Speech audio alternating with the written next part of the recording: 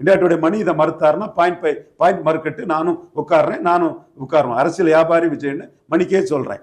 அடுத்தபடியா இவர் விஜயோட அடுத்த ஆங்கிள் என்னன்னா, கொடநாடு கொலையை பற்றி பேச மாட்டார். தூத்துக்குடி துப்பாக்கி சூடை பற்றி பேச மாட்டார். அதிமுக ஊழல் அமைச்சர்கள் என் கைதுலன்னு பேச மாட்டார். இதெல்லாம் ஸ்டாலின் கொடுத்த உறுதிமொழி தானே. அப்ப நீங்க திமுக எதிர்ப்புனா இதை ஏன் பேச மாட்டேங்கிறீங்க?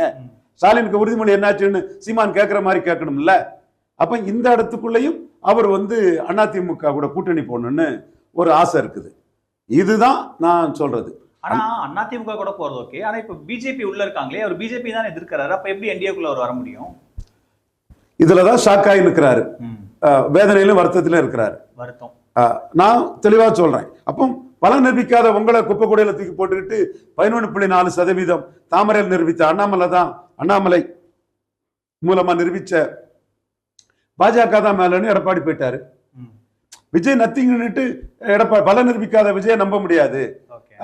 இப்போ 67ல சிவாஜி கணேசன் நடிகனுக்கு அரசியல் தேவையில்லைன்னாரு, கலைஞருக்கு அரசியல் தேவையில்லைன்னு சொன்னார். கடைசியில் 67ல திருத்தணியில வேலை எடுத்துட்டு போய் காங்கிரஸுக்கு பிரச்சாரம் பண்ணார்.